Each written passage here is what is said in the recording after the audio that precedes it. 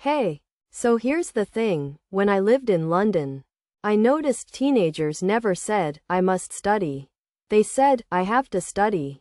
Sounds the same, right? Wrong.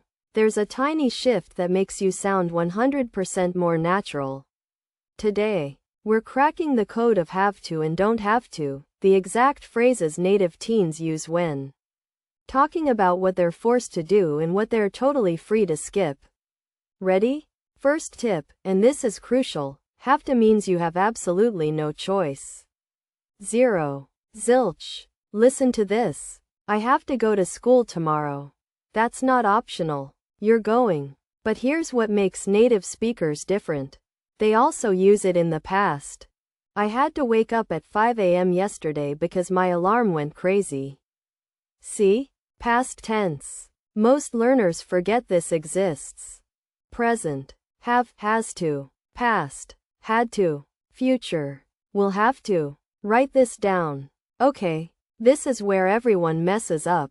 Don't have to does not mean the same as can't. Listen carefully. You don't have to wear your uniform on Friday, that means it's optional.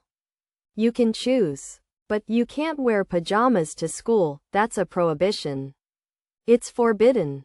Native speakers use don't have to when something is optional.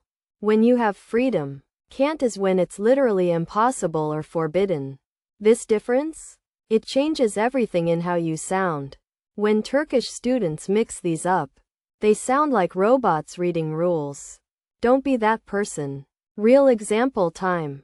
Two friends talking about weekend plans. Friend A says, you have to come to my party, everyone's going. Friend B replies, I'd love to, but I don't have to finish my homework until Sunday. Notice the difference in tone? Have to sounds like pressure. Don't have to sounds like freedom.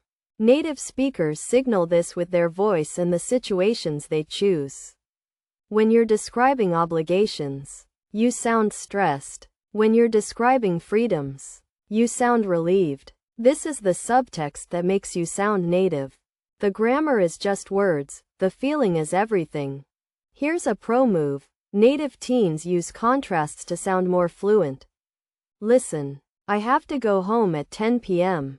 But I don't have to do chores on weekends. See how that flows?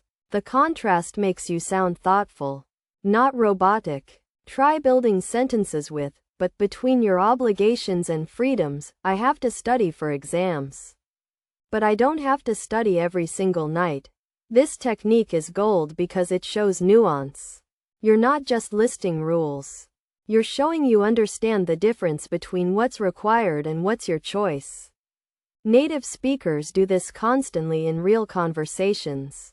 Last tip, the one that actually sticks, ask yourself questions using these structures. Right now, what do I have to do today? Write the answer. What don't I have to worry about this week? Write that too. Native speakers think in these questions constantly. They're not memorizing grammar, they're using it to describe their real lives. The more you ask yourself these questions throughout your day, the more natural it becomes. Try it tomorrow morning. What do you have to do? What don't you have to do? When you answer honestly, the grammar stops being a rule and becomes how you actually think. That's when you sound native.